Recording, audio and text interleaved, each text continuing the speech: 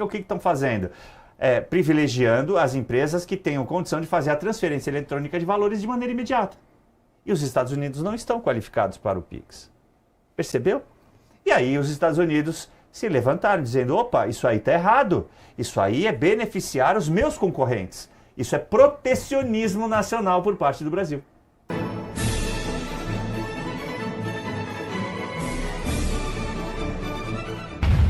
E que, inclusive, eu fiz o comentário justamente sobre essa questão por parte do governo brasileiro, que não quis ouvir a CNI, a Confederação Nacional das Indústrias, no caso do fim da escala 6x1, que é a parte mais interessada.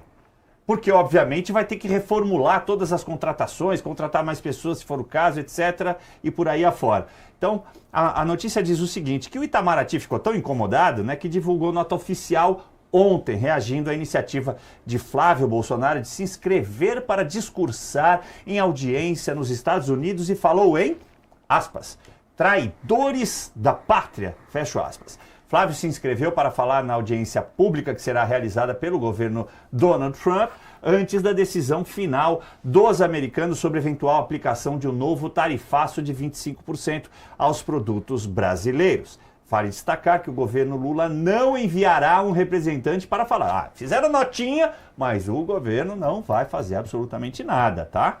Na nota, o Itamaraty diz que, aspas, os traidores da pátria não conseguirão reescrever a história. O Brasil sabe que o tarifaço tem sua origem em uma tentativa de interferência externa na justiça brasileira. As audiências públicas da seção 301 dos Estados Unidos são espaço de atuação do setor privado e da sociedade civil. Outros importantes parceiros comerciais dos Estados Unidos, como China e União Europeia, tampouco enviam representantes às audiências públicas. Fecho aspas. Então peraí, deixa eu ver se eu entendi o Itamaraty. A lógica do Itamaratinho. Então, porque a China e outros países não enviam, eu também não tenho que enviar. E aí, porque alguém se adiantou e está indo, então é um traidor da pátria. Essa é a lógica. A lógica é a seguinte, pessoal, por trás de tudo isso. Essa seção 301, ela é um conglomerado de regramentos que os Estados Unidos impõem às suas empresas e para as empresas com as quais as suas empresas vão negociar. No caso, governos estrangeiros. E aí o que ele faz? Ele cuida disso e abre investigações quando há a reclamação, baseado nessa seção, nesse regramento, de que talvez as empresas americanas estejam sendo prejudicadas. Olha! E de que maneira o governo brasileiro prejudicou as empresas americanas? Privilegiando outras empresas que operassem no Pix. Você não sabia disso? Mas o Pix é brasileiro, e aí não pode o Brasil privilegiar? Pode, claro, tem todo o direito de privilegiar, mas então você opere com algum banco americano, inscreva, regularize, para que as empresas americanas também possam concorrer em pé de igualdade. Porque na prática o que estão fazendo? Privilegiando as empresas que tenham condição de fazer a transferência eletrônica de valores de maneira imediata. E os Estados Unidos não estão qualificados para o Pix. Percebeu? E aí os Estados Unidos se levantaram dizendo, opa, isso aí está errado. Isso aí é beneficiar os meus concorrentes. Isso é protecionismo nacional por parte do Brasil. Olha que coisa interessante, né? Aí, obviamente, o Itamaraty vai dizer como um país que é protecionista vai reclamar do meu protecionismo. É mais ou menos isso, não é, Eduardo? É curiosa a situação, mas eu acho que foi algo certeiro do Flávio. Caso contrário, não provocaria uma dor de cotovelo, não é, no governo. E é de se estranhar também que o governo tem uma postura tão... vai contrário à impessoalidade dessa forma. Tem uma postura tão personalíssima, né, nesse sentido, porque você dá uma caracterização de o governo é meu. Não, o governo tem políticas de Estado. Então você tem que seguir esses ditames. O PT passará, entrará outro partido e assim segue o projeto de nação, o projeto de Brasil. Ao menos deveria ser. Não essa caracterização, por exemplo, proibir um senador de ir na embaixada do país. Então esse tipo de, essa condução chiqueira, vamos colocar assim, das políticas de Estado do Brasil sobre a administração do Partido dos Trabalhadores. Então, a dor de cotovelo também é bom porque Se essa diretriz, este pensamento, este grupo que age dessa forma, conduz o país dessa forma, ficou incomodado, é porque tem alguma coisa boa. Este é sempre meu parâmetro. Se o PT não gostou, então foi bom.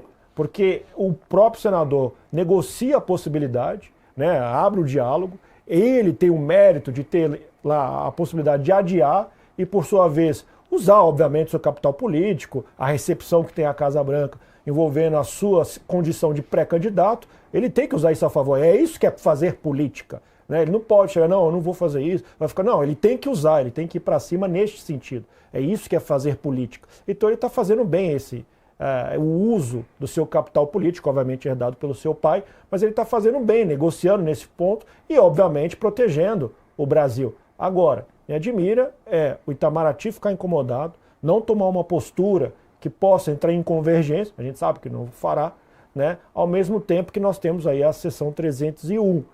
De se estranhar, obviamente, fica essa guerra de protecionismo, né? Eu entendo também o aspecto do PIX aqui no Brasil, eles tentaram fazer uma espécie de, corre o risco do SWIFT, então você está fora do PIX. Ficou parecendo isso, né? Não, o nosso SWIFT interno, vamos colocar assim. E isso, evidentemente, vai contra as políticas de comércio no sentido de concorrência da atuação das multinacionais, especificamente a dos Estados Unidos. Por isso que a denúncia foi feita, né, envolvendo a Organização Mundial do Comércio.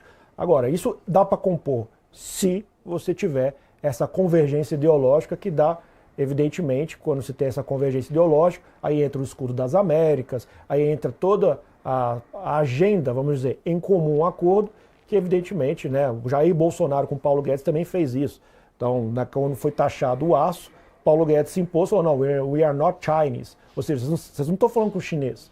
Né? Vocês não estão taxar assim, vocês estão achando que a gente está com a China para fazer esse tipo de batalha? Se impôs e houve um equilíbrio, que até depois o presidente Trump falou do tough guy, né? Um negociador duro, envolvendo o Jair Bolsonaro e o Paulo Guedes. Então, da mesma forma, eu entendo que conduziria o Flávio Bolsonaro como pré-candidato. Ele já está fazendo isso como senador, tá? Ele não teria essa obrigação. Evidentemente, tem um compromisso da pré-campanha, mas ele está fazendo isso para o bem do Brasil, evidentemente, compromissado com a pré-campanha dele. E é o que resta, evidentemente, para o Itamaraty, é ficar com dor de cotovelo, Caivano.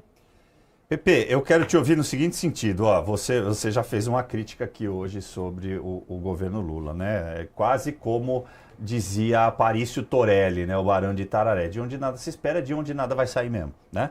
É mais ou menos assim que você colocou. Agora, apesar de nada se esperar, ele conseguiu diminuir o Itamaraty, que era reconhecido internacionalmente, né? E aí é um governo que diz que é o governo do amor, que prega o amor, mas trata com diferença a China e os Estados Unidos. E explico, né? Recentemente o Brasil, inclusive, emitiu títulos da dívida, né? Títulos da dívida que são negociáveis em Bolsa de Valores, operados pelo Banco do Brasil, para pagamento em yuan, ou seja, a moeda chinesa. Então isso também é um protecionismo, é um direcionamento para que um outro país tenha títulos da nossa dívida. Esse é um ponto. O segundo ponto é justamente o Itamaraty, que não está se prestando a fazer o papel de defender nossa soberania, de se pautar pelo direito internacional. Para nós, como advogados, isso é, no mínimo, para ser muito educado, é temerário, né, Pepe? Caivano, primeiro eu queria colocar um ponto aqui que é muito complicado, né, na minha opinião, muito forçado você falar que o PIX seria um protecionismo do Brasil. Né? O sistema bancário financeiro do Brasil sempre foi o mais avançado do mundo, seja por conta das inflações lá do passado. Né? Antes do PIX, o TED e o DOC já eram um avanço. Né? Eu não conheço nenhum lugar do mundo que você conseguia fazer uma transferência bancária que caía na conta do outro em menos de um dia, em algumas horas. Né? Ou seja, já era muito avançado.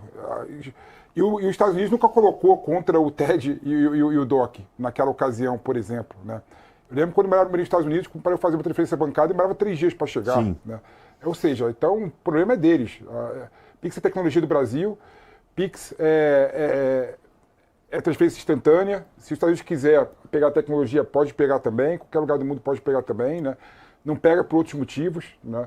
Então eu acho esse argumento dos Estados Unidos para taxar o Brasil muito fraco. Né? O argumento que eu acho talvez mais viável seja que o banco que regula é o banco que implementa o PIX, né, que é o Banco Central. Né? Talvez esse argumento talvez seja um pouco mais forte. Né? Tinha que ter uma instituição reguladora diferente do Banco Central, já que ele é o que implementa Perfeito, e que tá cuida bom. da organização da operação Me do PIX. rendo a isso, mas vou te lembrar que os Estados Unidos têm o Zeller. Só que o muito Zeller é mais burocrático, exige que mas você pode, é o que você acabou de dizer. O Banco Central, então, poderia credenciar uma entidade americana para propiciar que todas as empresas americanas conseguissem fazer algo equivalente, né? Acho que não precisa, Caivano. Se bem sério para você, eu acho que talvez a tecnologia do cartão de crédito consiga resolver esse problema. Eu acho o Pix muito ruim nesse sentido. Para você fazer um pagamento com o Pix, tem que abrir o teu aplicativo do banco, tem que procurar lá a chave da pessoa. O Pix, tal, tem que pegar lá o QR Code, cartão de crédito na hora você paga. Ou seja, eu não vejo como concorrência desleal, não. Sendo bem sincero. Às vezes tem preguiça de pagar com o Pix, eu prefiro pagar o cartão de crédito, tá lá ostentando, acabou, resolveu o problema. Então acho que é muito choro dos Estados Unidos, né? Agora, em relação a esse assunto, o que me causa estranheza, Caivano, é que eu nunca vi o Itamaraty, né, que é um órgão de Estado... De Estado, exato. Politizar uma questão de eleitoral interna, né? Traidores da pátria, né? É termo que Itamaraty usa, né? Temo que um órgão... O Itamaraty, na minha opinião, talvez seja a única carreira de Estado bem construída no Brasil, né?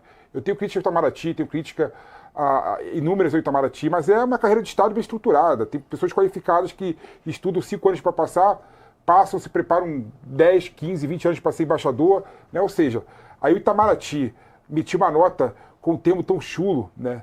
Traidores da pátria, né? A história do Brasil não apagará quem foi a pessoa que advogou contra o Brasil fora do Brasil.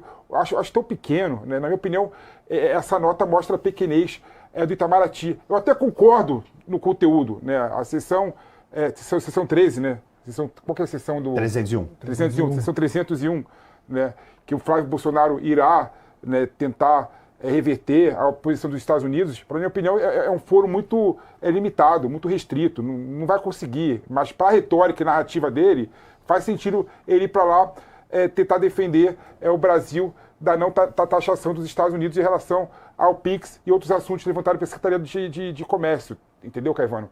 Mas não dá para um órgão de Estado vir com um argumento desse pequeno. Melhor ficar calado. Melhor falar assim, ó, gente, eu não vou mandar ninguém lá porque eu estou negociando isso na alta cúpula do governo Brasil com os Estados Unidos. Resolve, justifica e sai. Algumas pessoas vão falar, poxa, faz sentido. Outras pessoas falam, poxa, não vai fazer sentido. Queria que o governo brasileiro colocasse alguém lá nessa sessão para tentar convencer institucionalmente os Estados Unidos a não taxarem o Brasil. Mas, infelizmente, mostra, na minha opinião, a pequenez do Itamaraty nesse aspecto. Eu nunca vi antes na história.